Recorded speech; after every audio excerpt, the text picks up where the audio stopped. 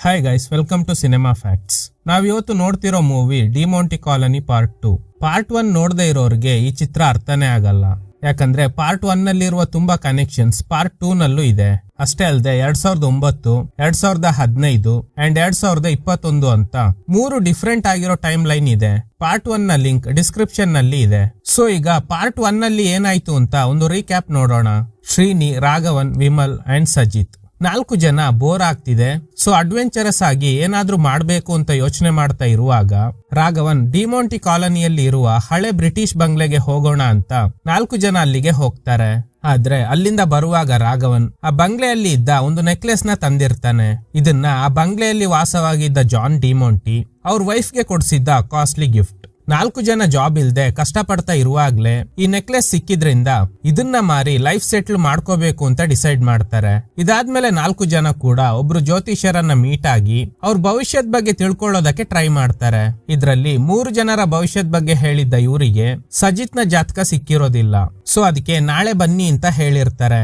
ಇವರು ಅಲ್ಲಿಂದ ಹೋದ ಕೆಲವೇ ನಿಮಿಷಗಳ ನಂತರ ಶ್ರೀನಿಗೆ ಕಾಲ್ ಮಾಡಿದ್ದ ಅದೇ ಜ್ಯೋತಿಷ್ಯರು ನಿಮ್ ಜೊತೆ ಅರ್ಜೆಂಟ್ ಆಗಿ ಒಂದು ವಿಷಯನ ಡಿಸ್ಕಸ್ ಮಾಡ್ಬೇಕು, ಆದಷ್ಟು ಬೇಗ ಬನ್ನಿ ಅಂತ ಹೇಳಿರ್ತಾರೆ. ಅವರು ಮತ್ತಷ್ಟು ವಿಷಯಗಳನ್ನ ಹೇಳ್ತಾರೆ. ಆದ್ರೆ ಟ್ರಾಫಿಕ್ ನಲ್ಲಿ ಇರುವ ಶ್ರೀನಿಗೆ ಇದು ಯಾವ್ದು ಸರಿಯಾಗಿ ಕೇಳಿಸಿರೋದಿಲ್ಲ. ಏನಿರ್ಬೋದು ನೋಡೋಣ ಅಂತ ಮತ್ತೆ ಬಂದು ನೋಡಿದ್ರೆ ಆ ಜ್ಯೋತಿಷ್ಯರು ಆತ್ಮಹತ್ಯೆ ಮಾಡ್ಕೊಂಡಿರ್ತಾರೆ. ಈ ವಿಷಯನ ಫ್ರೆಂಡ್ಸ್ ಗೆ ಹೇಳಿದಾಗ ಅವರಿಗೂ ಶಾಕ್ ಆಗುತ್ತೆ. ಅವರು ಮಾತಾಡಿದಾಗ ಏನು ಸರಿಯಾಗಿ ಕೇಳಿಸ್ತಾ ಇರ್ಲಿಲ್ಲ. ಸೊ ಅದಕ್ಕೆ ಕಾಲ್ ರೆಕಾರ್ಡಿಂಗ್ ಗಳನ್ನ ಕೇಳಿಸ್ಕೊಳ್ಳೋಣ ಅಂತ ಪ್ಲೇ ಮಾಡಿದಾಗ ಆ ಜ್ಯೋತಿಷ್ಯದವರು ಹೇಳಿರ್ತಾರೆ, ನಿಮ್ ಫ್ರೆಂಡ್ ಸಜಿತ್ ನಿನ್ನೆನೆ ಸತ್ತೋಗಿದ್ದಾನೆ, ನಿಮ್ ಜೊತೆ ಇರೋದು ಯಾರು ಅಂತಾನೆ ಗೊತ್ತಿಲ್ಲ, ಆದಷ್ಟು ಬೇಗ ಬನ್ನಿ ಅಂತ. ಸೊ ಈ ರೆಕಾರ್ಡಿಂಗ್ ನ ಕೇಳಿಸ್ಕೊಂಡು ಇವ್ರಿಗೆಲ್ಲ ತುಂಬಾ ಭಯ ಆಗುತ್ತೆ. ಸೊ ಇದೆಲ್ಲ ಡಿಮೋಂಟಿ ಬಂಗ್ಲೆಗೆ ಹೋಗಿದ್ರಿಂದಾನೆ ಆಗ್ತಿರೋದು ಅಂತ ಇವ್ರಿಗೆಲ್ಲ ತುಂಬಾ ಭಯ ಆಗುತ್ತೆ. ಸೊ ಸಜಿತ್ ನಿದ್ದೆ ಮಾಡ್ತಾ ಇದ್ದಾನೆ, ಆದ್ರೆ ಅವನು ಆಲ್ರೆಡಿ ಸತ್ತು 1 ದಿನ ಆಗಿದೆ. ಅಂದ್ರೂ ಹೇಗೆ ಜೀವಂತವಾಗಿದ್ದಾನೆ ಅಂತ ಗೊತ್ತಿಲ್ಲ. ನಂತರ ಈ 3 ಜನ ಅಂದ್ರೆ ಈ ವಿಷಯ ಗೊತ್ತಾಗೋದಕ್ಕೂ ಮುಂಚೆ ಟಿವಿ ನೋಡ್ಬೇಕು ಅಂತ ಆನ್ ಮಾಡಿರ್ತಾರೆ. ಈಗ ಅದೇ ಟಿವಿಲಿ ಈ 3 ಜನ ಕೂಡ ಇದ್ದಾರೆ. ಇವರು ಕೂಡ ಏನಾಗುತ್ತೋ ನೋಡೋಣ ಅಂತ ವೇಟ್ ಮಾಡ್ತಾರೆ. ಆ ಟಿವಿಲಿ ಹೇಗೆ ಆ 3 ಜನ ಮಿಸ್ಟೀರಿಯಸ್ ಆಗಿ ಸತ್ತೋಗ್ತಾರೋ ರಿಯಾಲಿಟಿಯಲ್ಲೂ ಕೂಡ ಒಬ್ಬೊಬ್ಬರಾಗಿ ನಿಗೂಢವಾಗಿ ಸತ್ತೋಗ್ತಾರೆ. ಆದ್ರೆ ಕೊನೆಯದಾಗಿ ಉಳಿದಿದ್ದ ಶ್ರೀನಿ ಅಲ್ಲಿಂದ ಎಸ್ಕೇಪ್ ಆಗೋದಕ್ಕೆ ಟ್ರೈ ಮಾಡಿದಾಗ ಮಲಗಿದ್ದ ಸಜಿತ್ ನನ್ನನ್ನ ಕೂಡ ಕರ್ಕೊಂಡು ಹೋಗು ಅಂತ ರಿಕ್ವೆಸ್ಟ್ ಮಾಡ್ತಾನೆ. ಸೊ ಇವನು ಆಲ್ರೆಡಿ ಸತ್ತೋಗಿದ್ದಾನೆ ಅಂತ ಜ್ಯೋತಿಷ್ಯರು ಹೇಳಿದ್ರಿಂದ ಇವನ್ ದೇಹದಲ್ಲಿ ಇರೋದು ಬೇರೆ ಯಾವ್ದೋ ಆತ್ಮ, ಅದು ನನ್ನ ಕೂಡ ಕೊಲ್ಲೋದಕ್ಕೆ ನೋಡ್ತಿದೆ. ಆಲ್ರೆಡಿ ಇಬ್ಬರನ್ನ ಡಿಮೋಂಟಿ ಆತ್ಮ ಸಾಯಿಸಿರುತ್ತೆ. ಈಗ ಉಳ್ದಿರೋದು ಶ್ರೀನಿ ಮಾತ್ರ. ಹೇಗೋ ಅಲ್ಲಿಂದ ಎಸ್ಕೇಪ್ ಆಗಿ ಒಂದು ಟೀ ಶಾಪ್ ಹತ್ರ ಬಂದು ನನ್ ಫ್ರೆಂಡ್ಸ್ ಎಲ್ಲ ಸತ್ತೋಗಿದ್ದಾರೆ, ದಯವಿಟ್ಟು ಒಂದ್ಸಲ ನೋಡಿ ಅಂತ ಕಿರ್ಚಾಡ್ತಾ ಇದ್ದಾನೆ. ಆದ್ರೆ ಅಲ್ಲಿದ್ದವರಿಗೆ ಶ್ರೀನಿ ಹೇಳ್ತಿರೋದು ಕೇಳ್ತಾನೆ ಇಲ್ಲ. ಸೊ ಏನಾಗಿದೆ ಅಂದ್ರೆ ಶ್ರೀನಿ ವಿಂಡೋ ಇಂದ ಹಾರುವಾಗ ಕಬ್ಬಿಣದ ರಾಡ್ ಮೇಲೆ ಬಿದ್ದಿರ್ತಾನೆ. ಸೊ ಆಗ್ಲೇ ಅವನ್ ಜೀವ ಹೋಗಿರುತ್ತೆ. ಇದು ಅವನ ಆತ್ಮ. ನಂತರ ಸಜಿತ್ ನ ಆತ್ಮ ಆ ನೆಕ್ಲೆಸ್ ನ ಮತ್ತೆ ಅದೇ ಬಂಗ್ಲೆ ಒಳಗಡೆ ಇಡೋದಕ್ಕೆ ಹೋಗ್ತಾ ಇದೆ. ಸೊ ಇದ್ರೊಂದಿಗೆ ಪಾರ್ಟ್ 1 ಎಂಡ್ ಆಗಿರುತ್ತೆ. ಸೊ ನಾನ್ ಪಾರ್ಟ್ 1 ನೋಡಲ್ಲ, ಇದನ್ನೇ ನೋಡ್ತೀನಿ ಅನ್ನೋರ್ಗೆ ಸಿಂಪಲ್ ಆಗಿ ಎಕ್ಸ್ಪ್ಲೇನ್ ಮಾಡಿದ್ದೀನಿ. ಇನ್ನು ನೀವು ಸ್ಟೋರಿ ಜೊತೆ ಕನೆಕ್ಟ್ ಆಗ್ಬೇಕಂದ್ರೆ ಡಿಸ್ಕ್ರಿಪ್ಷನ್ ನಲ್ಲಿರುವ ಲಿಂಕ್ ನ ಕ್ಲಿಕ್ ಮಾಡಿ ಪಾರ್ಟ್ 1 ನೋಡ್ಕೊಂಡ್ ಬನ್ನಿ. ಮೂವಿ ಸ್ಟಾರ್ಟಿಂಗ್ ನಲ್ಲಿ ಒಂದು ರೆಕಾರ್ಡಿಂಗ್ ವಿಡಿಯೋನ ಯಾರೋ ನೋಡ್ತಾ ಇದ್ದಾರೆ. ಅದ್ರಲ್ಲಿ ಒಂದು ಅಪಾರ್ಟ್ಮೆಂಟ್ ನ ಕೆಳಗಡೆ ಇರೋ ಗ್ರೌಂಡ್ ಅಲ್ಲಿ ತುಂಬಾ ಜನ ಹುಡುಗರು ಫುಟ್ಬಾಲ್ ಆಡ್ತಾ ಇದ್ದಾರೆ. ಅದ್ರಲ್ಲಿ ಒಬ್ಬ ಕ್ಯಾಮರಾದಲ್ಲಿ ರೆಕಾರ್ಡ್ ಮಾಡ್ತಾ ಇರ್ತಾನೆ. ಅದೇ ಅಪಾರ್ಟ್ಮೆಂಟ್ ನ 15th ಫ್ಲೋರ್ ಇಂದ ಇಬ್ರು ಹಾರಿ ಸೂಸೈಡ್ ಮಾಡ್ಕೋತಾರೆ. ಇನ್ನೊಬ್ಬ ಹ್ಯಾಂಗ್ ಮಾಡ್ಕೊಂಡು ಸತ್ತೋಗ್ತಾನೆ. ಇದು ನಡೆದಿರೋದು 2009 ಜೂನ್ 6ನೇ ತಾರೀಕು. ಈ ರೆಕಾರ್ಡಿಂಗ್ಸ್ ಗಳನ್ನ ನೋಡ್ತಾ ಇರೋ ಇವಳ ಹೆಸರು ಡೆಬಿ. ಆ ವಿಡಿಯೋನಲ್ಲಿ ಒಬ್ಬ ಹ್ಯಾಂಗ್ ಮಾಡ್ಕೊಂಡು ಸತ್ತೋದ ಅಲ್ವಾ, ಅವನೇ ಡೆಬಿಯ ಲವರ್, ಹೆಸರು ರಿಚರ್ಡ್. ಆದ್ರೆ ಯಾಕೆ ಅವನು ಹಾಗೂ ಅವನ್ ಫ್ರೆಂಡ್ಸ್ ಎಲ್ಲ ಸೇರಿ ಸೂಸೈಡ್ ಮಾಡ್ಕೊಂಡ್ರು ಅಂತ ನಮ್ಗೆ ಈಗ ತೋರ್ಸೋದಿಲ್ಲ. ಡೆಬಿ ಅವ್ರ ತಾಯಿ ಬೈತಾ ಇದ್ದಾರೆ, ಯಾಕೆ ಸತ್ತೋಗಿರೋ ರಿಚರ್ಡ್ ನ ಸ್ಪರ್ಮ್ ನ ಮೂಲಕ ಮಗು ಪಡ್ಕೊಳ್ಳೋದಕ್ಕೆ ಟ್ರೈ ಮಾಡ್ತಾ ಇದ್ದೀಯಾ, ಅದ್ರಲ್ಲೂ 2 ಸಲ ಟ್ರೈ ಮಾಡಿ ಅಬಾರ್ಟ್ ಆಗಿದೆ ಅಂತ ರಿಪೋರ್ಟ್ ತೋರಿಸಿ ಬೈತಾ ಇದ್ದಾರೆ. ಈಗ ಒಂದು ಫ್ಲಾಶ್ ಬ್ಯಾಕ್. ಡೆಬಿ ಲವರ್ ಆಗಿರೋ ರಿಚರ್ಡ್ ಒಬ್ಬ ಕ್ಯಾನ್ಸರ್ ಪೇಷಂಟ್. ಹೇಗೋ ಕಷ್ಟಪಟ್ಟು ಅವನಿಗೆ ಟ್ರೀಟ್ಮೆಂಟ್ ಕೊಡ್ಸಿ ಕ್ಯೂರ್ ಮಾಡ್ಸಿರ್ತಾಳೆ. ಕೊನೆಗೆ ಮದ್ವೆ ಕೂಡ ಆಗಿರ್ತಾಳೆ. ಆದ್ರೆ ಒಂದಿನ ರಿಚರ್ಡ್ ಹ್ಯಾಂಗ್ ಮಾಡ್ಕೊಂಡು ಸತ್ತೋದ್ರೆ ಅವನ್ ಫ್ರೆಂಡ್ಸ್ ಎಲ್ಲ ಅಪಾರ್ಟ್ಮೆಂಟ್ ಇಂದ ಬಿದ್ದು ಸತ್ತೋಗಿರ್ತಾರೆ. ಇದ್ರಿಂದ ಡಿಪ್ರೆಷನ್ ನಲ್ಲಿದ್ದ ಡೆಬಿ ಹೇಗಾದ್ರೂ ರಿಚರ್ಡ್ ಮತ್ತೆ ನನ್ನ ಹೊಟ್ಟೆಲಿ ಹುಟ್ಟು ಬರ್ಲಿ ಅಂತ ಅವ್ನ್ ತೀರ್ ಹೋದಾಗ ಡಾಕ್ಟರ್ ಹತ್ರ ರಿಕ್ವೆಸ್ಟ್ ಮಾಡಿ ಅವ್ನ್ ಸ್ಪರ್ಮ್ ನ ಸ್ಟೋರ್ ಮಾಡೋದಕ್ಕೆ ಹೇಳಿರ್ತಾಳೆ. ನಂತರ ಆರ್ಟಿಫಿಷಿಯಲ್ ಇನ್ಸೆಮಿನೇಷನ್ ಮೂಲಕ ಮಗು ಪಡ್ಕೊಳ್ಳೋದಕ್ಕೆ ಟ್ರೈ ಮಾಡಿದ್ಲು. 2 ಸಲ ಫೇಲ್ ಆಗಿ 3ನೇ ಸಲ ಕೂಡ ಟ್ರೈ ಮಾಡಿರ್ತಾಳೆ. ಡೆಬಿ ರಿಚರ್ಡ್ ಅವ್ರ ತಂದೆ ಜೊತೆ ಜೊತೆ ರಿಚರ್ಡ್ ನ ಸಮಾಧಿಗೆ ಹೋಗಿ ಪ್ರೇ ಮಾಡಿ ರಿಟರ್ನ್ ಬರುವಾಗ ಒಂದು ಕಡೆ ತುಂಬಾ ಟ್ರಾಫಿಕ್ ಆಗಿದೆ. ಡೆಬಿ ಕಾರ್ ಇಳ್ದು ಏನು ಅಂತ ನೋಡಿದಾಗ ಜ್ಯೋತಿಷ್ಯರೊಬ್ರು ಹ್ಯಾಂಗ್ ಮಾಡ್ಕೊಂಡು ಸತ್ತೋಗಿರ್ತಾರೆ. ಇವ್ರು ಯಾರು ಅಂತ ಗೊತ್ತು ತಾನೆ? ಪಾರ್ಟ್ 1 ನಲ್ಲಿ ಆ 4 ಜನ ಫ್ರೆಂಡ್ಸ್ ಗೆ ಜಾತಕ ನೋಡಿದ್ದ ವ್ಯಕ್ತಿ. ಇದನ್ನ ನೋಡಿ ಹೆದ್ರಿದ್ದ ಡೆಬಿ ರಿಟರ್ನ್ ಕಾರ್ ಹತ್ತೋದಕ್ಕೆ ಬರುವಾಗ ಶ್ರೀನಿ ಅವಳಿಗೆ ಡಿಕ್ಕಿ ಹೊಡಿತಾನೆ. ಸೊ ಸಾರಿ ಕೇಳಿ ಆ ಜ್ಯೋತಿಷ್ಯದವ್ರ ಮನೆ ಹತ್ರ ಹೋಗ್ತಾನೆ. ಆ ಜ್ಯೋತಿಷ್ಯದವ್ರು ಕಾಲ್ ಮಾಡಿದಾಗ ಸರಿಯಾಗಿ ಏನು ಕೇಳಿಸಿರೋದಿಲ್ಲ ಅಲ್ವಾ, ಅದಕ್ಕೆ ಶ್ರೀನಿ ಅವ್ರನ್ನ ನೋಡೋದಕ್ಕೆ ಬರುವಾಗ್ಲೇ ಗೊತ್ತಿಲ್ಲದೆ ಡೆಬಿಗೆ ಡಿಕ್ಕಿ ಹೊಡೆದಿರ್ತಾನೆ. ಅಂದ್ರೆ ಇದು 2015ರಲ್ಲಿ ನಡೀತಾ ಇರೋದು. ಅಲ್ಲಿಂದ ಡೆಬಿ ಅವ್ರ ಮಾವನ್ ಜೊತೆ ಒಂದು ರೆಸ್ಟೋರೆಂಟ್ ಗೆ ಹೋಗ್ತಾಳೆ. ರಿಚರ್ಡ್ ಇದೇ ತರ ಒಂದು ಚೈನೀಸ್ ರೆಸ್ಟೋರೆಂಟ್ ನ ಓಪನ್ ಮಾಡ್ಬೇಕು ಅಂತ ಆಸೆ ಇಟ್ಕೊಂಡಿದ್ದ. ಅದಕ್ಕೆ ಈಗ ಡೆಬಿ ಹಾಗೂ ಅವ್ರ ಮಾವ ಸೇರಿ ಅದೇ ತರದ ರೆಸ್ಟೋರೆಂಟ್ ನ ಕಟ್ಸಿರ್ತಾರೆ. ಸೊ ಇವತ್ತು ಅದ್ರ ಓಪನಿಂಗ್ ಸೆರೆಮನಿ. ಬಂದಿದ್ದ ಗೆಸ್ಟ್ ಗಳು 1-2 ನಿಮಿಷ ರಿಚರ್ಡ್ ಗೋಸ್ಕರ ಮೌನಾಚರಣೆ ಮಾಡ್ತಾರೆ. ಆಗ ಮಹಡಿ ಮೇಲಿದ್ದ ಸ್ಪೂನ್ಸ್ ಎಲ್ಲ ಕೆಳಗಡೆ ಬೀಳುತ್ತೆ. ಆಗ ಡೆಬಿ ಯೋಚನೆ ಮಾಡ್ತಾಳೆ. ರಿಚರ್ಡ್ ಹಾಸ್ಪಿಟಲ್ ನಲ್ಲಿ ಇರುವಾಗ ಡೆಬಿನ ಕರೆಯೋದಕ್ಕೆ ಟ್ರೈ ಮಾಡ್ತಾನೆ. ಆದ್ರೆ ಡೆಬಿ ನಿದ್ದೆ ಮಾಡ್ತಾ ಇರೋದ್ರಿಂದ ಸ್ಪೂನ್ಸ್ ನ ಕೆಳಗಡೆ ಬೀಳ್ಸಿರ್ತಾನೆ. ನಾನು ಇನ್ ಮುಂದೆ ನಿನ್ ಜೊತೆ ಮಾತಾಡೋದಕ್ಕೆ ಇದೇ ಮೆಥಡ್ ನ ಫಾಲೋ ಮಾಡ್ತೀನಿ ಅಂತ ಹೇಳಿರ್ತಾನೆ. ಸೊ ಹಾಗಾದ್ರೆ ರಿಚರ್ಡ್ ಏನೋ ಹೇಳೋದಕ್ಕೆ ಟ್ರೈ ಮಾಡ್ತಾ ಇದ್ದಾನೆ. ಅದಕ್ಕೆ ಅವ್ರ ಮಾವನ್ ಹತ್ರ ಕೇಳ್ತಾಳೆ, ಇವತ್ ರಾತ್ರಿ ನಾವು ರಿಚರ್ಡ್ ನ ಸ್ಪಿರಿಟ್ ಜೊತೆ ಮಾತಾಡೋದಕ್ಕೆ ಟ್ರೈ ಮಾಡೋಣ. ಅದಕ್ಕೆ ಅವರು 6 ವರ್ಷದ ಹಿಂದೆ ಇದೇ ತರ ಟ್ರೈ ಮಾಡಿದಾಗ ಅವನು ಮಾತಾಡೇ ಇಲ್ಲ. ಸೊ ಇದು ರಿಸ್ಕಿ, ಸುಮ್ನೆ ಬೇಡ ಅಂತ ಡೆಬಿ ಹೇಗೋ ಅವ್ರನ್ನ ಕನ್ವಿನ್ಸ್ ಮಾಡ್ತಾಳೆ. ಸೊ ಇದು ನಡೀತಾ ಇರೋದು ಜೂನ್ 6, 2015. ಸೊ ಈಗ ಡೆಬಿ ರಿಚರ್ಡ್ ನ ಆತ್ಮದ ಜೊತೆ ಮಾತಾಡೋದಕ್ಕೆ ಒಬ್ರು ಮಾಂಕ್ ಇರ್ತಾರೆ. ಅವ್ರನ್ನ ಮೀಟ್ ಆಗೋದಕ್ಕೆ ಹೋಗುವಾಗ ಅದೇ ರೋಡ್ ನಲ್ಲಿ ಇರುವ ಟೀ ಶಾಪ್ ನಲ್ಲಿ ಶ್ರೀನಿ ಹಾಗೂ ಫ್ರೆಂಡ್ಸ್ ಇರ್ತಾರೆ. ಸೀನ್ ಕಟ್ ಆಗಿ ಹೈದರಾಬಾದ್ ತೋರಿಸ್ತಾರೆ. ಶ್ರೀನಿ ತರಾನೇ ಇನ್ನೊಬ್ಬ ವ್ಯಕ್ತಿ ಇದ್ದಾನೆ, ಅಂದ್ರೆ ಟ್ವಿನ್ಸ್. ಇವನ್ ಹೆಸರು ರಘು. ಇವ್ರ ತಂದೆ ಇಬ್ಬರನ್ನ ಮದ್ವೆ ಆಗಿರ್ತಾರೆ. ಸೊ ಈಗ ಅವರು ತೀರ್ ಹೋಗಿದ್ರಿಂದ ರಘು ಅವ್ರ ಚಿಕ್ಕಮ್ಮ ಹಾಗೂ ಮಗಳು ಬರ್ತಾರೆ. ಫಸ್ಟ್ ವೈಫ್ ಗೆ ಹುಟ್ಟಿರೋದು ರಘು ಹಾಗೂ ಇವನ್ ಟ್ವಿನ್ ಬ್ರದರ್ ಶ್ರೀನಿ. ಸೊ ಇವ್ರ ತಂದೆ ಸತ್ತ ಮೇಲೆ ಅವ್ರ ಆಸ್ತಿಲಿ ಎಷ್ಟೆಷ್ಟು ಭಾಗ ಯಾರ್ಯಾರಿಗೆ ಸೇರ್ಬೇಕು ಅಂತ ಒಂದು ವಿಲ್ ಬರ್ದಿರ್ತಾರೆ. ಅದನ್ನ ರಘು ಅವ್ರ ಚಿಕ್ಕಪ್ಪ ಓದೋದಕ್ಕೆ ಶುರು ಮಾಡ್ತಾರೆ. ಆಕ್ಚುಲಿ ಇವರು ಲಾಯರ್. ಅದ್ರಲ್ಲಿ ಬರ್ದಿರೋ ಪ್ರಕಾರ ಮೊದಲನೇ ಹೆಂಡತಿಯ ಹಿರಿಯ ಮಗ ಅಂದ್ರೆ ರಘುಗೆ 25%, ಎರಡನೇ ವೈಫ್ ನ ಮಗಳಿಗೆ 5%, ಫಸ್ಟ್ ವೈಫ್ ನ ಎರಡನೇ ಮಗ ಅಂದ್ರೆ ಶ್ರೀನಿಗೆ 70% ಅಂತ ಬರ್ದಿರುತ್ತೆ. ಅವನಿಗೆ ಮಾತ್ರ ಯಾಕೆ 70% ಅಂತ ಚಿಕ್ಕಮ್ಮನ ಮಗಳು ಗಲಾಟೆ ಮಾಡ್ತಾ ಇದ್ದಾಳೆ. ಕೋರ್ಟ್ ನಲ್ಲಿ ಕೇಸ್ ಹಾಕಿ ನನ್ ಶೇರ್ ನ ತಗೋತೀನಿ ಅಂತ ಹೇಳಿ ಅಲ್ಲಿಂದ ಹೋಗ್ತಾಳೆ. ಅದೇ ದಿನ ರಾತ್ರಿ ರಘು ಲಾಯರ್ ಗೆ ಹೇಳ್ತಾನೆ, ಐಶ್ವರ್ಯ ಕೇಸ್ ಹಾಕೋದಕ್ಕೂ ಮುಂಚೆ ನಾನೋಗಿ ಕೇಸ್ ಹಾಕ್ಬೇಕು ಅಂತ. ಅದಕ್ಕೆ ಲಾಯರ್ ಹೇಳ್ತಾರೆ, ಅದೆಲ್ಲ ವರ್ಕ್ ಆಗಲ್ಲ. ಹೇಗೂ ನಿನ್ ಟ್ವಿನ್ ಬ್ರದರ್ ಶ್ರೀನಿ ಇದಾನಲ್ವಾ, ಅವ್ನ್ ನಂಬರ್ ಸಿಕ್ಕಿದೆ, ಅವನ್ ಹತ್ರ ಮಾತಾಡ್ತೀನಿ ಅಂತ ಕಾಲ್ ಮಾಡ್ತಾರೆ. ಶ್ರೀನಿ ಹೇಳ್ತಾನೆ, ನಮ್ ತಾಯಿ ಹೇಳ್ತಾ ಇದ್ರು ಒಂದಲ್ಲ ಒಂದ್ ದಿನ ನೀವೆಲ್ಲ ನನ್ನ ಹುಡ್ಕೊಂಡ್ ಬರ್ತೀರಾ ಅಂತ. ಹಾಗೇನಾದ್ರೂ ಬಂದ್ರೆ ಚಪ್ಲಿ ತಗೊಂಡು ಹೊಡಿಯೋದಕ್ಕೆ ಹೇಳಿದ್ರು ಅಂತ. ಸೊ ಈಗ ಸರಿಯಾಗಿ ಬೈದು ಕಾಲ್ ಕಟ್ ಮಾಡ್ತಾನೆ. ಸೊ ಹೀಗೆ ಕಾಲ್ ಕಟ್ ಮಾಡಿದಾಗ ಶ್ರೀನಿ ಟೀ ಶಾಪ್ ನಲ್ಲಿ ಇದ್ದ. ಸೊ ಇದೇ ಟೀ ಶಾಪ್ ನ ಸೀನ್ ಡೆಬಿ ಮಾಂಕ್ ನ ಮೀಟ್ ಆಗೋದಕ್ಕೆ ಹೋಗುವಾಗ ತೋರಿಸಿರ್ತಾರೆ. ಸೊ ಈಗ ಡೆಬಿ ಮಾಂಕ್ ನ ಮೀಟ್ ಆಗ್ತಾಳೆ. ಇವ್ರ ಹೆಸರು ದವೋಶಿ. ಸೊ ಈಗ ದವೋಶಿ ಹೇಳ್ತಾರೆ, ಡೈರೆಕ್ಟ್ ಆಗಿ ರಿಚರ್ಡ್ ನ ಜೊತೆ ಮಾತಾಡೋದಕ್ಕೆ ಆಗಲ್ಲ. ನಿನ್ನ ಆತ್ಮನ ಅವನ ಆತ್ಮ ಇರೋ ಜಾಗಕ್ಕೆ ಕಳಿಸಿ ಅವನ್ ಜೊತೆ ಮಾತಾಡ್ಬೇಕು. ಆದ್ರೆ ನಾನು ವಾಪಸ್ ಬಾ ಅಂತ ಹೇಳಿದ ತಕ್ಷಣ ನೀನು ಬಂದ್ಬಿಡ್ಬೇಕು, ಇಲ್ಲ ಅಂದ್ರೆ ನಿನ್ ಪ್ರಾಣಕ್ಕೆ ಅಪಾಯ ಆಗೋ ಸಾಧ್ಯತೆ ಇದೆ ಅಂತ. ಸೊ ಈಗ ಪೂಜೆ ಶುರು ಆಗುತ್ತೆ. ಡೆಬಿ ಆತ್ಮನ ದೆವ್ವಗಳು ಇರೋ ಪ್ರಪಂಚಕ್ಕೆ ಕಳಿಸ್ತಾರೆ. ಅಲ್ಲಿ ತುಂಬಾ ಜನ ಹ್ಯಾಂಗ್ ಮಾಡ್ಕೊಂಡು ಸತ್ತೋಗಿರೋ ಆತ್ಮಗಳು ಇದೆ. ಅಲ್ಲಿರೋ ಎಲ್ಲಾ ಆತ್ಮಗಳು ಒಬ್ಬನಿಗೆ ಜೀತದಾಳ ಆಗಿರುತ್ತೆ. ಈ ಕಡೆ ಡೆಬಿ ಅವಳ ಆತ್ಮ ನೋಡ್ತಿರೋದನ್ನ ಗೆಸ್ ಮಾಡಿ ಹೆಲ್ಪ್ ಅಂತ ಬರಿತಾ ಇದ್ದಾಳೆ. ಕೊನೆಗೂ ಡೆಬಿ ಆತ್ಮ ರಿಚರ್ಡ್ ನ ನೋಡುತ್ತೆ. ಅವನು ನನ್ನ ಕಾಪಾಡು ಅಂತ ಕಿರ್ಚಾಡ್ತಾ ಇದ್ದಾನೆ. ಇವಳು ನಿಧಾನವಾಗಿ ಹತ್ರ ಹೋಗ್ತಿರುವಾಗ ಆಗ ದವೋಶಿ ಅವ್ರ ಆತ್ಮ ಆ ಪ್ರಪಂಚದೊಳಗಡೆ ಹೋಗಿ, ಡೆಬಿ ನೀನು ಹತ್ರ ಹೋಗ್ಬೇಡ, ವಾಪಸ್ ಬಾ, ನಿನ್ ಹತ್ರ ಹೆಲ್ಪ್ ಕೇಳ್ತಾ ಇರೋದು ರಿಚರ್ಡ್ ನ ಆತ್ಮ ಅಲ್ಲ, ಅದು ಬೇರೆ ಆತ್ಮ ಅಂತ. ಈ ಕಡೆ ಡೆಬಿ ಹೆಲ್ಪ್ ಅಂತ ತುಂಬಾ ಸಲ ಬರ್ದಿರ್ತಾಳೆ. ಕೊನೆಗೆ ದಿಸ್ ವಿಲ್ ರಿಪೀಟ್ ಅಂತ ಬರ್ದು ಅನ್ಕಾನ್ಶಿಯಸ್ ಆಗ್ಬಿಡ್ತಾಳೆ. ಅದು ಶ್ರೀನಿ ಹಾಗೂ ರಘು ಚಿತ್ರದ ತರ ಆಗಿದೆ. ಈ ಸೀನ್ ಕಟ್ಟಾಗಿ ಜೂನ್ 5, 2021 ಅಂದ್ರೆ ಕರೆಕ್ಟ್ ಆಗಿ 6 ವರ್ಷ ಕಳೆದಿದೆ. ದವೋಶಿ ಅವ್ರ ಕಡೆಯವ್ರು ಬಂದು ಒಂದು ಶಿಲುಬೆ ಕೊಡ್ತಾರೆ. ಇವಿಲ್ ಫೋರ್ಸ್ ನ ತಡೆಯೋದಕ್ಕೆ ಇದು ಸಹಾಯ ಮಾಡುತ್ತೆ. ನೆಕ್ಸ್ಟ್ ಮಾಡುವ ಮಹಾಯಾಗ ಪೂಜೆಯಲ್ಲಿ ಶ್ರೀನಿ ಜೀವ ಉಳಿಸೋದಕ್ಕೆ ಇದು ಹೆಲ್ಪ್ ಮಾಡುತ್ತೆ ಅಂತ ಡೆಬಿಗೆ ಹೇಳ್ತಾರೆ. ಕಟ್ ಮಾಡಿದ್ರೆ ಲಾಯರ್ ಕೋರ್ಟ್ ನಲ್ಲಿ ವಾದ ಮಾಡ್ತಾ ಇದ್ದಾರೆ. ರಘು ಅವ್ರ ತಮ್ಮ ಶ್ರೀನಿ ಕಳೆದ 6 ವರ್ಷಗಳಿಂದ ಕೋಮಾದಲ್ಲೇ ಇದ್ದಾನೆ. ಎಷ್ಟೋ ಸ್ಪೆಷಲಿಸ್ಟ್ ಡಾಕ್ಟರ್ಗಳು ಚೆಕ್ ಮಾಡಿ ಅವನು ಬದುಕುಳಿಯೋದು ಕಷ್ಟ ಅಂತ ಹೇಳಿದ್ದಾರೆ. ಸೊ ಅವನು ನರ್ಕ ಅನುಭವಿಸ್ತಾ ಇದ್ದಾನೆ. ವೆಂಟಿಲೇಟರ್ ನ ರಿಮೂವ್ ಮಾಡಿ ಅವನ ಆತ್ಮಕ್ಕೆ ಶಾಂತಿ ಕೊಡಿಸ್ಬೇಕು ಅಂತ. ಸೊ ಇದಕ್ಕೆ ಜಡ್ಜ್ ಕೂಡ ಒಪ್ಕೋತಾರೆ. ರಘು ಪ್ಲಾನ್ ಏನಂದ್ರೆ ಶ್ರೀನಿ ಏನಾದ್ರೂ ಸತ್ರೆ ಆ 75% ಆಸ್ತಿ ಜೊತೆಗೆ 25% ಕೂಡ ಇವನಿಗೇನೆ ಸಿಗುತ್ತೆ.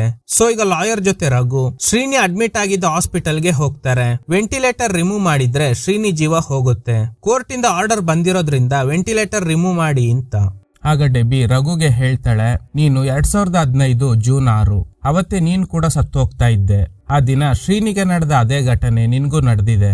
ಇಲ್ಲೇ ಒಂದು ಟ್ವಿಸ್ಟ್. ಫಸ್ಟ್ ಪಾರ್ಟ್ ನ ಕ್ಲೈಮ್ಯಾಕ್ಸ್ ನಲ್ಲಿ ರೂಮ್ ನ ವಿಂಡೋ ಇಂದ ಶ್ರೀನಿ ಇಳಿಯುವಾಗ ಕಬ್ಬಿಣದ ರಾಡ್ ಮೇಲೆ ಬಿದ್ದಿರ್ತಾನೆ. ಅದೇ ತರ ರಘು ಅವನ್ ಬಿಲ್ಡಿಂಗ್ ಇಂದ ಕಾಲ್ ಜಾರಿ ಕೆಳಗಡೆ ಬಿದ್ದಿರ್ತಾನೆ. ಅಂದ್ರೆ ಜೂನ್ 6, 2015. ರಘು ಬೆನ್ನಿಗೆ ಕಬ್ಬಿಣದ ರಾಡ್ ಚುಚ್ಚಿದ್ರೂನು ಅವನು ಸತ್ತಿರೋದಿಲ್ಲ. ಯಾಕಂದ್ರೆ 2015 ಜೂನ್ 6 ಅದೇ ದಿನ ಡೆಬಿ ರಿಚರ್ಡ್ ನ ಆತ್ಮ ಜೊತೆ ಮಾತಾಡೋದಕ್ಕೆ ಟ್ರೈ ಮಾಡಿರ್ತಾಳೆ. ಆಗ ಅವಳ ಜೊತೆ ಮಾತಾಡಿರೋದು ರಿಚರ್ಡ್ ಅಲ್ಲ, ಅದು ಶ್ರೀನಿಯ ಆತ್ಮ. ಈ ವಿಷಯನ ದಾವೋಶಿ ಡೆಬಿಗೆ ಹೇಳಿದ್ಮೇಲೆ ಶ್ರೀನಿನ ಹುಡ್ಕೊಂಡು ಅವನು ಸ್ಟೇ ಆಗಿದ್ದ ಅಡ್ರೆಸ್ಗೆ ಡೆಬಿ ಅವ್ರ ಮಾವನ್ ಜೊತೆ ಹೋಗ್ತಾಳೆ. ಆಗ್ಲೇ ಶ್ರೀನಿ ಆ ಮನೆಯಿಂದ ಕೆಳಗಡೆ ಬಿದ್ದು ಅವನ್ ಬಾಡಿಗೆ ಕಬ್ಬಿಣದ ರಾಡ್ಗಳು ಚುಚ್ಕೊಂಡಿರುತ್ತೆ. ಆಗ್ಲೇ ಇವರಿಬ್ರು ಶ್ರೀನಿನ ಸೇವ್ ಮಾಡಿ ಹಾಸ್ಪಿಟಲ್ ನಲ್ಲಿ ಅಡ್ಮಿಟ್ ಮಾಡಿರ್ತಾರೆ. ಸೊ ಅವತ್ತು ಶ್ರೀನಿ ಏನಾದ್ರೂ ಸತ್ತೋಗಿದ್ರೆ ನೀನ್ ಕೂಡ ಸತ್ತೋಗ್ತಾ ಇದ್ದೆ. ಶ್ರೀನಿ ಬದುಕುಳಿಯೋದಕ್ಕೆ ಕಾರಣ ನೀನೆ. ಸೊ ಇವತ್ತೇನಾದ್ರೂ ಅವನು ಸತ್ರೆ ನೀನ್ ಕೂಡ ಸತ್ತೋಗ್ತೀಯಾ ಅಂತ. ಇದ್ರಿಂದ ರಘುಗೆ ಗಾಬರಿ ಆಗುತ್ತೆ. ಡೆಬಿ ಹಾಗೂ ಅವ್ರ ಮಾವ ಇವ್ರನ್ನೆಲ್ಲ ಕರ್ಕೊಂಡು ದಾವೋಶಿ ಹತ್ರ ಹೋಗ್ತಾರೆ. ಆಗ ದಾವೋಶಿ ಹೇಳ್ತಾರೆ, ರಘು ಶ್ರೀನಿ ಇವರಿಬ್ರು ಒಂದೇ ಪರಮಾಣು ಜೀವಕೋಶದಿಂದ ಸೃಷ್ಟಿಯಾಗಿ ಒಂದೇ ಗರ್ಭಕೋಶದಲ್ಲಿ ಜೀವ ಪಡ್ಕೊಂಡವ್ರು. ಹಂಗೇನೆ ಒಬ್ರು ಸತ್ರೆ ಜೊತೆಲಿ ಇನ್ನೊಬ್ರು ಕೂಡ ಸತ್ತೋಗ್ತಾರೆ ಅಂತ. ಸೊ ಡೆಬಿ ಹಾಗೂ ಅವ್ರ ಮಾವ ಒಂದು ಫ್ಲಾಶ್ ಬ್ಯಾಕ್ ಹೇಳ್ತಾರೆ. ಶ್ರೀನಿನ ಹಾಸ್ಪಿಟಲ್ ನಲ್ಲಿ ಅಡ್ಮಿಟ್ ಮಾಡಿದ್ಮೇಲೆ ನಿನ್ಗೆ ಹಾಗೂ ಶ್ರೀನಿಗೆ ಏನು ಹೆಲ್ಪ್ ಬೇಕು ಅನ್ನೋದು ಗೊತ್ತಾಗಿದ್ರಿಂದ ಶ್ರೀನಿ ಸ್ಟೇ ಆಗಿದ್ದ ರೂಮ್ಗೆ ಹೋಗಿ ಚೆಕ್ ಮಾಡಿದಾಗ ಅವನ್ ಫ್ರೆಂಡ್ ರಾಘವನ್ ಯೂಸ್ ಮಾಡ್ತಿದ್ದ ಲೈಬ್ರರಿ ಕಾರ್ಡ್ ಸಿಕ್ತು. ನನ್ನ ಹಸ್ಬೆಂಡ್ ಅಂದ್ರೆ ರಿಚರ್ಡ್ ಕೂಡ ಅದೇ ಲೈಬ್ರರಿಗೆ ಹೋಗ್ತಾ ಇದ್ರು. ಸೊ ರಾಘವನ್ ಕೂಡ ಅಲ್ಲಿಗೇನೆ ಹೋಗಿದ್ದ. ಸೊ ಏನೋ ಮಿಸ್ಟ್ರಿ ಇದೆ ಅಂತ ಅನ್ನಿಸ್ತು. ಲೈಬ್ರರಿಗೆ ಹೋಗಿ ವಿಚಾರಿಸಿದಾಗ ರಿಚರ್ಡ್ ಅಂಡ್ ರಾಘವನ್ ಇಬ್ರು ಕೂಡ ಒಂದೇ ಬುಕ್ ನ ಓದಿದ್ದಾರೆ ಅನ್ನೋದು ಗೊತ್ತಾಯ್ತು. ಆ ಬುಕ್ ಹೆಸರು unsung king of A fallen Kingdom. ಆ ಬುಕ್ ನ ಯಾರೆಲ್ಲ ಓದಿದ್ದಾರೆ ಅಂತ ಲಿಸ್ಟ್ ತೆಗೆದು ನೋಡಿದ್ವಿ. ಆ ಬುಕ್ ಓದಿದ್ದ ಎಲ್ಲಾರು 6 ವರ್ಷಕ್ಕೆ ಒಂದ್ಸಲ ಅಂದ್ರೆ ಜೂನ್ 6ನೇ ತಾರೀಕು ಮಿಸ್ಟೀರಿಯಸ್ ಆಗಿ ಸತ್ತೋಗಿದ್ದಾರೆ. ಆ ಬುಕ್ ತಗೊಂಡೋಗಿದ್ದವರು ಯಾರು ಕೂಡ ರಿಟರ್ನ್ ತಂದು ಕೊಟ್ಟೇ ಇಲ್ಲ. ಹಳೆ ಲೈಬ್ರರಿಯಿಂದಾನೇ ರಿಕವರಿ ಮಾಡಿರೋದಾಗಿ ರಿಜಿಸ್ಟರ್ ನಲ್ಲಿ ಇದೆ. ಅದೇ ತರನೇ ನನ್ನ ಹಸ್ಬೆಂಡ್ ರಿಚರ್ಡ್ ಕೂಡ ಸೂಸೈಡ್ ಮಾಡ್ಕೊಂಡು ಸತ್ತೋದ. ಅಂಡ್ ಅವನ್ ಫ್ರೆಂಡ್ಸ್ ಎಲ್ಲ ಬಿಲ್ಡಿಂಗ್ ಇಂದ ಹಾರಿ ಸೂಸೈಡ್ ಮಾಡ್ಕೊಂಡ್ರು. ಆದ್ರೆ ಆ ಬುಕ್ ರಿಚರ್ಡ್ ನ ರೂಮ್ ನಲ್ಲಿ ಇರ್ಲಿಲ್ಲ. ಅದನ್ನ ಯಾರು ತಗೊಂಡು ಹೋಗ್ತಾ ಇದ್ದಾರೆ. ಆಮೇಲೆ ನಾವು ಸತ್ತೋಗಿರೋ ರಾಘವನ್ ಥಿಂಗ್ಸ್ ಗಳನ್ನ ಚೆಕ್ ಮಾಡಿದಾಗ ಅವನು ಡಿಮೋಂಟಿ ಕಾಲೋನಿ ಅಂತ ಒಂದು ಸ್ಕ್ರಿಪ್ಟ್ ಬರ್ದಿದ್ದ. ಅದರಲ್ಲಿ ಬರ್ದಿರೋ ಪ್ರಕಾರ ಆ ಬ್ರಿಟಿಷ್ ಬಂಗ್ಲೆಯಲ್ಲಿ ಜಾನ್ ಡಿಮೋಂಟಿ ಅವರ ಆತ್ಮ ಇದೆ. ಅವ್ರ ಹತ್ರ ಅವರು ಜೀವಂತವಾಗಿ ಇದ್ದಾಗ ತನ್ನ ವೈಫ್ಗೆ ಕೊಡಿಸಿದ್ದ ಕಾಸ್ಟ್ಲಿ ನೆಕ್ಲೆಸ್ ಇದೆ. ಪ್ರತಿ 6 ವರ್ಷಕ್ಕೆ ಒಂದ್ಸಲ ಆ ನೆಕ್ಲೆಸ್ ನ ಹುಡ್ಕೊಂಡು ಕೆಲವೊಬ್ರು ಬಂದೇ ಬರ್ತಾರೆ. ಹೀಗೆ ಬರೋರ್ನ ಆ ಡಿಮೋಂಟಿ ಆತ್ಮ ಬಲಿ ತಗೊಳುತ್ತೆ. ಈ ರೀತಿ ಸಾಯೋ ಆತ್ಮಗಳನ್ನ ಅವಂದೇ ಆದ ಪ್ರಪಂಚದಲ್ಲಿ ಜೀತದಾಳಾಗಿ ಇಟ್ಕೊಳ್ಳುತ್ತೆ. ಹೀಗೇನೆ ಆ ಸ್ಕ್ರಿಪ್ಟ್ ನಲ್ಲಿ ಬರ್ದಿತ್ತು. ಅದೇ ತರ ಜೂನ್ 6, 2015 ನೀನು ಹಾಗೂ ಶ್ರೀನಿ ಸಾಯ್ದೆ ಬದುಕ್ಬಿಟ್ರಿ. ಬಟ್ ನಾಳೆ ಜೂನ್ 6, 2021. ಸೊ ನಾವು ಆ ಡಿಮೋಂಟಿ ಬಂಗ್ಲೆಗೆ ಯಾರು ಹೋಗದೆ ಇರೋ ಹಾಗೆ ತಡಿಬೇಕು. ಹೀಗೆ ಮಾಡಿದ್ರೆ ಈ ಸೈಕಲ್ ಸ್ಟಾಪ್ ಆಗುತ್ತೆ. ಇಲ್ಲ ಅಂದ್ರೆ ಪ್ರತಿ 6 ವರ್ಷಕ್ಕೆ ಒಂದ್ಸಲ ಈ ತರ ಯಾರಾದ್ರೂ ಆ ಬುಕ್ ನ ಓದಿ ಆ ನೆಕ್ಲೆಸ್ ಗೆ ಆಸೆ ಪಟ್ಟು ಆ ಬಂಗ್ಲೆ ಒಳಗಡೆ ಹೋಗಿ ಬಲಿ ಆಗ್ತಾನೆ ಇರ್ತಾರೆ. ಇದೊಂದು ರೀತಿಯ ಶಾಪ ಅಂತ. ಆ ಸ್ಕ್ರಿಪ್ಟ್ ನಲ್ಲಿ ಇನ್ನೊಂದು ವಿಷಯ ಕೂಡ ಇತ್ತು. ಯಾವ ವರ್ಷ ಯಾವ ಜೀವ ಕೂಡ ಹೋಗೋದಿಲ್ವೋ ಅದೇ ವರ್ಷ ಆ ಸೈಕಲ್ ಸ್ಟಾಪ್ ಆಗುತ್ತೆ ಅಂತ. ಸೊ ನಾಳೆ ಜೂನ್ 6 ಖಂಡಿತ ಯಾರಾದ್ರೂ ಆ ಬುಕ್ ಓದಿ ಡಿಮೋಂಟಿ ಬಂಗ್ಲೆ ಒಳಗಡೆ ಹೋಗೋ ಸಾಧ್ಯತೆ ಇದೆ. ಹೀಗೆ ಬರೋರ್ನ ಹಾಗೂ ಇನ್ನು ಬದುಕಿರೋ ಶ್ರೀನಿನ ಬಲಿ ಕೊಡ್ಬೇಕು ಅಂತ ಆ ಡಿಮೋಂಟಿ ಆತ್ಮ ಟ್ರೈ ಮಾಡುತ್ತೆ. ನಾವು ಹೇಗಾದ್ರೂ ಅದನ್ನ ತಡೆದು ಈ ಸೈಕಲ್ ನ ಸ್ಟಾಪ್ ಮಾಡ್ಲೇಬೇಕು. ಇಲ್ಲ ಅಂದ್ರೆ ಶ್ರೀನಿ ಜೊತೆಗೆ ನೀನ್ ಕೂಡ ಸಾಯ್ತೀಯಾ ಅಂತ. ಆಮೇಲೆ ಶ್ರೀನಿನ ಹಾಸ್ಪಿಟಲ್ ಇಂದ ಬೇರೆ ಕಡೆ ಶಿಫ್ಟ್ ಮಾಡ್ತಾರೆ. ಅಲ್ಲಿ ಮಾಂಗ್ಸ್ ಇದ್ದಾರೆ. ಜೊತೆಗೆ ಡೆಬಿ ಅವ್ರ ಮಾವ ಕೂಡ ಅಲ್ಲೇ ಇರ್ತಾರೆ. ಯಾಕಂದ್ರೆ ಇವರು ಡಾಕ್ಟರ್ ಆಗಿರೋದ್ರಿಂದ ಶ್ರೀನಿಗೆ ಏನಾದ್ರೂ ತೊಂದರೆ ಆದ್ರೆ ನೋಡ್ಕೊಳ್ಳೋದಕ್ಕೆ. ಈಗ ಡೆಬಿ, ಲಾಯರ್ ರಘು ಅಂಡ್ ದಾವೋಶಿ ಆ ಡಿಮೋಂಟಿ ಬಂಗ್ಲೆ ಹತ್ರ ಹೋಗ್ತಾರೆ. ಆಲ್ರೆಡಿ ಪೊಲೀಸ್ಗೆ ಇನ್ಫಾರ್ಮ್ ಮಾಡಿದ್ರಿಂದ ಅವರೆಲ್ಲ ಅಲ್ಲೇ ಇರ್ತಾರೆ. ಯಾರು ಕೂಡ ಬಂಗ್ಲೆ ಒಳಗಡೆ ಹೋಗದೆ ಇರೋ ಹಾಗೆ ಬ್ಯಾರಿಗೇಟ್ ಗಳನ್ನ ಹಾಕಿರ್ತಾರೆ. ಈಗ ಬಂಗ್ಲೆ ಒಳಗಿನಿಂದ ಯಾರೋ ಹುಡುಗಿರು ಕಿರ್ಚಾಡೋ ಶಬ್ದ ಕೇಳಿಸುತ್ತೆ. ಎಲ್ಲ ಎಂಟ್ರೆನ್ಸ್ ಬ್ಲಾಕ್ ಮಾಡಿದ್ರು ಹೇಗೆ ಒಳಗಡೆ ಹೋದ್ರು ಅಂತ ಇವರಿಗೆಲ್ಲ ಭಯ ಆಗುತ್ತೆ. ಒಳಗಡೆ ಹೋಗಿ ನೋಡಿದ್ರೆ ಒಂದು 3 ಜನ ಹುಡುಗಿರು ತುಂಬಾ ಹೆದರ್ತಾ ಇದ್ದಾರೆ. ಅದ್ರಲ್ಲಿ 2 ಕಂಡೀಷನ್ ತುಂಬಾ ಕ್ರಿಟಿಕಲ್ ಆಗಿದೆ. ಅವ್ರನ್ನ ಆಂಬ್ಯುಲೆನ್ಸ್ ನಲ್ಲಿ ಹಾಸ್ಪಿಟಲ್ ಗೆ ಕಳ್ಸೋ ವ್ಯವಸ್ಥೆ ಮಾಡ್ತಾರೆ. ಆಗ ಡೆಬಿ ಆ ಹುಡುಗಿರ್ ಪಾಕೆಟ್ ನಲ್ಲಿ ಆ ನೆಕ್ಲೆಸ್ ಇದೆಯಾ ಚೆಕ್ ಮಾಡಿ ಅಂತ ಹೇಳ್ತಾಳೆ. ಹೀಗೆ ಚೆಕ್ ಮಾಡಿದಾಗ ಅವ್ರ ಹತ್ರ ಆ ನೆಕ್ಲೆಸ್ ಇರೋದಿಲ್ಲ. ಆ 3 ಜನರಲ್ಲಿ ಒಂದು ಹುಡುಗಿ ಮಾತ್ರ ನಾರ್ಮಲ್ ಆಗಿ ಇದ್ದಾಳೆ. ನೀವು ನೆಕ್ಲೆಸ್ ಏನಾದ್ರೂ ತೆಗ್ದ್ರಾ ಅಂತ ಕೇಳಿದಾಗ ಅವಳು ಏನು ರಿಪ್ಲೈ ಮಾಡೋದಿಲ್ಲ. ಲಾಯರ್ ಆ ಹುಡುಗಿರ್ನ ಅಡ್ಮಿಟ್ ಮಾಡೋ ಹಾಸ್ಪಿಟಲ್ಗೆ ಹೋಗ್ತಾ ಇದ್ದಾರೆ. ಈಗ ದವೋಶಿ, ಡೆಬಿ ಹಾಗೂ ರಘು ಈ 3 ಜನ ಕೂಡ ಹಿಂದೆನೆ ಹೋಗ್ತಾರೆ. ಹೀಗೆ ಹೋಗುವಾಗ ಡೆಬಿ ಕಾರ್ನ ಒಂದು ಸಣ್ಣ ಗುಂಡಿಗೆ ಇಳಿಸ್ಬಿಡ್ತಾಳೆ. ಸೊ ಈಗ ಲಾಯರ್ಗೆ ಕಾಲ್ ಮಾಡಿ ಆ ಹುಡುಗಿರ್ನ ಯಾವ ಹಾಸ್ಪಿಟಲ್ ನಲ್ಲಿ ಅಡ್ಮಿಟ್ ಮಾಡಿದ್ದೀರಾ ಅಂತ ಕೇಳೋದಕ್ಕೆ ಕಾಲ್ ಮಾಡ್ತಾರೆ. ಆದ್ರೆ ಲಾಯರ್ ಫೋನ್ ನ ಕಾರಲ್ಲೇ ಬಿಟ್ಟು ಹಾಸ್ಪಿಟಲ್ ಒಳಗಡೆ ಹೋಗಿರೋದ್ರಿಂದ ಪಿಕ್ ಮಾಡೋದಕ್ಕೆ ಆಗ್ತಿಲ್ಲ. ಈಗ ಡೆಬಿ ಬನ್ನಿ ನಮ್ಮ ರೆಸ್ಟೋರೆಂಟ್ ಗೆ ಹೋಗೋಣ ಅಂತ ಅವ್ರ ಡ್ರೈವರ್ ಗೆ ಕಾಲ್ ಮಾಡಿ ಇನ್ನೊಂದು ಕಾರ್ನಲ್ಲಿ 3 ಜನ ರೆಸ್ಟೋರೆಂಟ್ ಗೆ ಹೋಗ್ತಾರೆ. ಹೋದ ತಕ್ಷಣ ದವೋಶಿ ಶ್ರೀನಿ ಹತ್ರ ಇರೋ ಇವ್ರ ಶಿಷ್ಯಂದ್ರಿಗೆ ಕಾಲ್ ಮಾಡಿ ಸಮಸ್ಯೆ ಕೈ ಮೀರಿದೆ, ನೀವು ಆ ಶಿಲ್ಬೆನ ಇಟ್ಟು ಪೂಜೆ ಮಾಡಿ, ಯಾವುದೇ ಕಾರಣಕ್ಕೂ ಆ ಶಿಲ್ಬೆ ಕೆಳಗಡೆ ಬೀಳ್ಬಾರ್ದು ಅಂತ. ಈ ಕಡೆ ಹಾಸ್ಪಿಟಲ್ ನಲ್ಲಿ ಇರುವ ಹುಡುಗಿ ಹತ್ರ ಇಷ್ಟೆಲ್ಲ ಸೆಕ್ಯೂರಿಟಿ ಇದ್ರೂನು ನೀವು ಹೇಗೆ ಆ ಬಂಗ್ಲೆ ಒಳಗಡೆ ಹೋದ್ರಿ ಅಂತ ಲಾಯರ್ ಕೇಳ್ತಾರೆ. ಆಗ ಈ ಹುಡುಗಿ ಹೇಳ್ತಾಳೆ, ನಾವು ಆ ಬುಕ್ ನಲ್ಲಿ ಇದ್ದ ಕೆಲವು ಮಂತ್ರಗಳನ್ನ ಓದೋದಕ್ಕೆ ಶುರು ಮಾಡಿದ್ವಿ. ಆಗ ಏನೋ ಒಂದು ರೀತಿಯ ಬೆಳಕು ಬಂತು, ಕಣ್ಬಿಟ್ಟು ನೋಡಿದಾಗ ನಾವೆಲ್ಲ ಡಿಮೋಂಟಿ ಬಂಗ್ಲೆ ಒಳಗಡೆ ಇದ್ವಿ ಅಂತ. ಈ ಕಡೆ ರೆಸ್ಟೋರೆಂಟ್ ಗೆ ಫುಡ್ ಆರ್ಡರ್ ಮಾಡಿದ್ದ ವ್ಯಕ್ತಿ ಅದನ್ನ ತಗೊಳ್ಳೋದಕ್ಕೆ ಬರ್ತಾನೆ. ಡೋರ್ ಓಪನ್ ಆಗಿದೆ, ಒಳಗಡೆ ಬನ್ನಿ ಅಂತ ಡೆಬಿ ಹೇಳ್ತಾಳೆ. ಆದ್ರೆ ಅವನಿಂದ ಡೋರ್ ಓಪನ್ ಮಾಡೋದಕ್ಕೆ ಆಗ್ತಿಲ್ಲ. ಇವ್ರು ಯಾರು ಕೂಡ ಅವನ್ ಕಣ್ಣಿಗೆ ಕಾಣಿಸ್ತಾ ಇಲ್ಲ. ಡೆಬಿ ಆ ಡೋರ್ ನ ಓಪನ್ ಮಾಡೋದಕ್ಕೆ ಟ್ರೈ ಮಾಡಿದಾಗ ಅವಳ ಕೈಗೆ ಶಾಕ್ ಹೊಡಿಯುತ್ತೆ. ರಘು ಟ್ರೈ ಮಾಡಿದಾಗ ಅವನಿಗೂ ಸೇಮ್ ಅದೇ ತರನೇ ಆಗುತ್ತೆ. ಪಾರ್ಟ್ 1 ನಲ್ಲಿ ತೋರ್ಸಿರ್ತಾರೆ ಅಲ್ವಾ, ಶ್ರೀನಿ ಹಾಗೂ ಫ್ರೆಂಡ್ಸ್ ಒಳಗಡೆ ಇರ್ತಾರೆ. ಇವರಿಗೆ ಹೊರಗಡೆ ಇರೋರು ಕಂಡ್ರೂನು ಅವ್ರಿಗೆ ಇವರು ಕಾಣಿಸೋದಿಲ್ಲ. ಅದೇ ತರನೇ ಇಲ್ಲೂ ಕೂಡ ಆಗ್ತಿದೆ. ಒಂದು ಟಿವಿಯಲ್ಲಿ ದವೋಶಿ, ಡೆಬಿ ಹಾಗೂ ರಘು ಈ 3 ಜನ ಕೂತ್ಕೊಂಡಿರೋ ಹಾಗೆ ಕಾಣಿಸುತ್ತೆ. ಇದೇ ತರನೇ ಪಾರ್ಟ್ 1 ನಲ್ಲೂ ನಡೆದಿರುತ್ತೆ. ಈ ಕಡೆ ಲಾಯರ್ ಆ ಹುಡುಗಿನ ಕರ್ಕೊಂಡು ಹಾಸ್ಟೆಲ್ಗೆ ಹೋಗ್ತಾರೆ. ಸರಿ ಆ ಬುಕ್ ಎಲ್ಲಿ ಅಂತ ಸರ್ಚ್ ಮಾಡಿದಾಗ ರೂಮ್ ನಲ್ಲಿ ಆ book missing. CCTV camera check ಮಾಡಿದಾಗ ರಾತ್ರಿ ಕರೆಕ್ಟ್ ಆಗಿ 12 ಗಂಟೆಗೆ ಆ ಹುಡುಗಿರು ಸ್ಟೇ ಆಗಿದ್ದ ರೂಮ್ ಹತ್ರ ಯಾರೋ ಸ್ಟ್ರೇಂಜರ್ ಹೋಗ್ತಾ ಇದ್ದಾನೆ. ಸೊ ಇವರೇ ಆ ಬುಕ್ ನ ತೆಗ್ದಿರ್ಬೋದು. ಇವ್ರನ್ನ ನೋಡಿ ಒಬ್ರು ಲೇಡಿ ಹೇಳ್ತಾರೆ, ಇವರು ನಮ್ಮ ಕಾಲೇಜಿನ ಲೈಬ್ರೇರಿಯನ್, ಇವ್ರ ಹೆಸರು ಅಲ್ಫಾನ್ಸೋ ಅಂತ. ಇವರೇ ಆ ಬುಕ್ ನ ನಮ್ಗೆ ಕೊಟ್ಟಿದ್ದು. ಆ ಡಿಮೋಂಟಿ ಅವ್ರ ವೈಫ್ ಗೆ ಮಾಡಿಸಿದ್ದ ನೆಕ್ಲೆಸ್ ಬಗ್ಗೆ ಹೇಳಿದ್ದು ಕೂಡ ಇವರೇ ಅಂತ. ಅಂಡ್ ಆ ನೆಕ್ಲೆಸ್ ಸಿಕ್ಕಿದ್ರೆ ಕೆಲವು ಮ್ಯಾಜಿಕಲ್ ಪವರ್ ಸಿಗುತ್ತೆ ಅಂತ ಆ ಬುಕ್ ನಲ್ಲಿ ಮೆನ್ಷನ್ ಆಗಿತ್ತು. ಸೊ ಹಾಗಾದ್ರೆ ನೀವು ಆ ನೆಕ್ಲೆಸ್ ನ ತಗೊಂಡ್ರಾ ಅಂತ ಲಾಯರ್ ಕೇಳ್ತಾರೆ. ಕಟ್ ಮಾಡಿದ್ರೆ ಈ ಕಡೆ ರೆಸ್ಟೋರೆಂಟ್ ನಲ್ಲಿ ಟಿವಿ ಆಫ್ ಮಾಡೋದಕ್ಕೆ ಟ್ರೈ ಮಾಡಿದಾಗ ಆಗ್ತಾನೆ ಇಲ್ಲ. ಆಗ ದವೋಶಿ ಹೇಳ್ತಾರೆ, ಇರು ಏನ್ ನಡೆಯುತ್ತೆ ನೋಡೋಣ ಅಂತ. ಈಗ ಟಿವಿಯಲ್ಲಿ ಇದೇ ರೆಸ್ಟೋರೆಂಟ್ ಗೆ ಪಾರ್ಸಲ್ ತಗೊಳ್ಳೋದಕ್ಕೆ ಒಂದು ಚಿಕ್ಕ ಹುಡುಗ ಬರ್ತಾನೆ. ಡೆಬಿ ನಾನು ನಿನ್ನ ಎಲ್ಲೋ ನೋಡಿದ್ದೀನಿ ಅಂತ ಅವನಿಗೆ ಫುಡ್ ಕೊಟ್ಟು ಚೇಂಜ್ ಕೊಡೋದಕ್ಕೆ ಬಂದಾಗ ಸಿಸಿಟಿವಿ ನೋಡ್ತಾಳೆ. ನೋಡಿದ್ರೆ ರಘು ಬಾಡಿಲಿ ಯಾವ್ದೋ ಆತ್ಮ ಸೇರ್ಕೊಂಡು ಗೋಡೆ ಮೇಲೆ ಏನೋ ಬರೀತಾ ಇದೆ. ನೀವು ಇದನ್ನ ತಡೆಯೋ ಪ್ರಯತ್ನ ಮಾಡಬಾರ್ದಿತ್ತು ಅಂತ. ಈಗ ಡೆಬಿ, ದವೋಶಿ ಅಂಡ್ ಆ ಚಿಕ್ಕ ಹುಡುಗ ಒಂದೊಂದು ಗ್ಲಾಸ್ ರೂಮ್ ಒಳಗಡೆ ಲಾಕ್ ಆಗ್ತಾರೆ. ರಘು ಫಸ್ಟ್ ಆ ಚಿಕ್ಕ ಹುಡುಗನ್ನ ಕೊಲೆ ಮಾಡ್ತಾನೆ. ನೆಕ್ಸ್ಟ್ ದವೋಶಿ, ಕೊನೆಯದಾಗಿ ಡೆಬಿನ ಕೂಡ ಕೊಲೆ ಮಾಡ್ತಾನೆ. ಈಗ ಟಿವಿ ಸಿಗ್ನಲ್ ಕಟ್ ಆಗುತ್ತೆ. ಇದನ್ನೆಲ್ಲ ನೋಡಿ 3 ಜನಕ್ಕೆ ತುಂಬಾ ಭಯ ಆಗುತ್ತೆ. ಕಟ್ ಮಾಡಿ ಹಾಸ್ಟೆಲ್ ತೋರಿಸ್ತಾರೆ. ಆ ಹುಡುಗಿ ಹೇಳ್ತಾಳೆ, ನಾನು ಆ ನೆಕ್ಲೆಸ್ ನ ತಗೊಂಡಿದ್ದೆ, ನೀವೆಲ್ಲ ನೆಕ್ಲೆಸ್ ಯಾರ ಹತ್ರ ಆದ್ರೂ ಇದೆಯಾ ಅಂತ ಚೆಕ್ ಮಾಡ್ತಾ ಇರುವಾಗ ಭಯದಲ್ಲಿ ರಘು ಹಾಕಿದ್ದ ಹುಡಿ ಪಾಕೆಟ್ ಒಳಗಡೆನೆ ಆ ನೆಕ್ಲೆಸ್ ನ ಹಾಕ್ಬಿಟ್ಟೆ ಅಂತ. ಸೊ ಹಾಗಾದ್ರೆ ಆ 3 ಜನ ಡೇಂಜರ್ ನಲ್ಲಿ ಇದ್ದಾರೆ ಅಂತ ಕಾರ್ ನಲ್ಲಿ ಅವ್ರನ್ನ ಮೀಟ್ ಆಗೋದಕ್ಕೆ ಬರ್ತಾರೆ. ಈ ಕಡೆ ದವೋಶಿ ರಘು ಪಾಕೆಟ್ ಒಳಗಡೆ ಆ ನೆಕ್ಲೆಸ್ ಇರೋದನ್ನ ನೋಡಿ ಅದನ್ನ ಹೊರಗಡೆ ತೆಗಿತಾರೆ. ಇದು ನಮ್ ಹತ್ರನೇ ಬರ್ಬೇಕು ಅನ್ನೋದೇ ವಿಧಿ ಅಂತ. ಟಿವಿಲಿ ನೋಡಿದಾಗ ರಘು ಒಂದು ರೂಮ್ ನಲ್ಲಿ ಬರೀತಾ ಇದ್ದ ಅಲ್ವಾ, ಆ ರೂಮ್ ಎಲ್ಲಿ ಅಂತ ಡೆಬಿ ಹತ್ರ ಕೇಳಿ ಅಲ್ಲೋಗಿ ನೋಡಿದಾಗ ಬಲಿ ಕೊಡುವ ಸಿಂಬಲ್ ಇರುವ ಚಿತ್ರ ಬಿಡಿಸಿರ್ತಾನೆ. ಇದನ್ನ ನೋಡ್ತಿರುವಾಗ್ಲೇ ಜಾನ್ ಡಿಮೋಂಟಿಯ ಹಾಗೂ ಅವನ್ ಜೀತದಾಳಾಗಿರೋ ಆತ್ಮಗಳು ರಘುನ ಬಲಿ ಕೊಡೋದಕ್ಕೆ ಬರ್ತಾ ಇದೆ. ದವೋಶಿ ಹೇಳ್ತಾರೆ, ಈಗ ನಾನು ಈ ನೆಕ್ಲೆಸ್ ನ ಇಟ್ಕೊಂಡು ಪೂಜೆ ಮಾಡ್ತೀನಿ, ನನ್ಗೆ ಏನೇ ಆದ್ರೂನು ನೀವಿಬ್ರು ಹೊರಗಡೆ ಬರಬಾರ್ದು ಅಂತ ಒಂದು ಗ್ಲಾಸ್ ರೂಮ್ ಒಳಗಡೆ ಹಾಕಿ ಲಾಕ್ ಮಾಡ್ತಾರೆ. ಸೇಮ್ ಟೈಮ್ ಶ್ರೀನಿ ಹತ್ರ ಇರೋ 3 ಜನ ಮಾಂಕ್ಸ್ ಕೂಡ ಪೂಜೆ ಮಾಡೋದಕ್ಕೆ ಶುರು ಮಾಡ್ತಾರೆ. ಇನ್ನೊಂದು ಕಡೆ ಲಾಯರ್ ಈ 3 ಜನರನ್ನ ಹುಡ್ಕೊಂಡು ಬರ್ತಾ ಇದ್ದಾರೆ.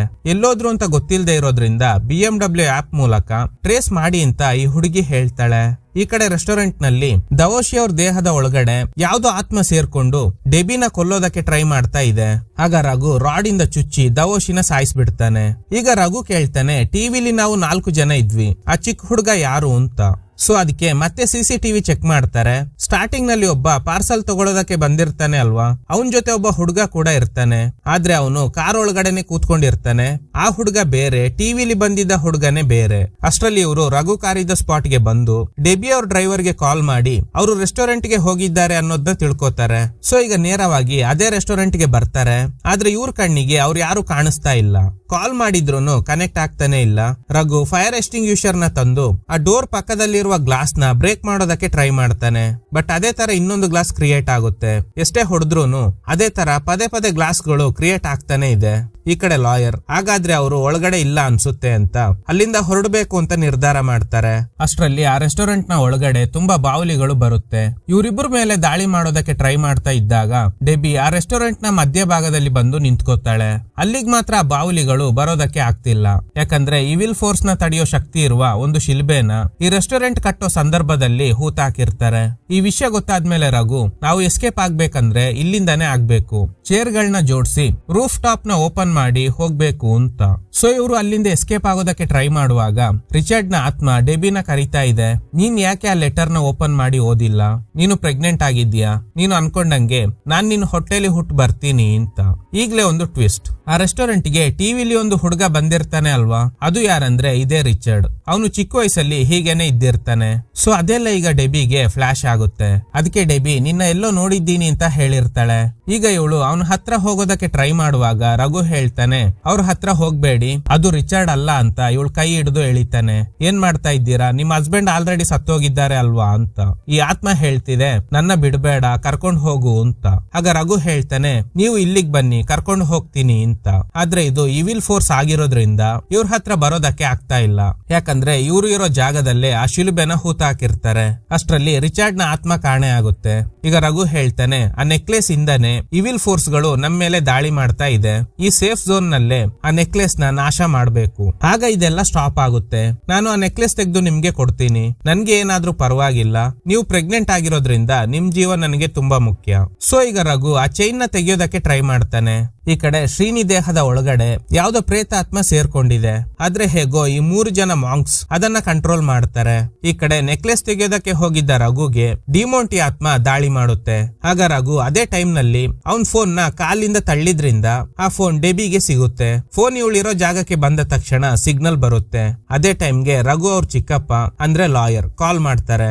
ಸೇಮ್ ಟೈಮ್ ಡಿಮೋಂಟಿ ಆತ್ಮ ಫಸ್ಟ್ ಸತ್ತೋಗಿದ್ದ ದವೋಶಿ ಅವ್ರನ್ನ ಬಲಿ ಕೊಡೋದಕ್ಕೆ ಆ ಚಿತ್ರದ ಮೇಲೆ ಮಲಗಿಸಿ ಬಲಿ ಕೊಟ್ಬಿಡುತ್ತೆ.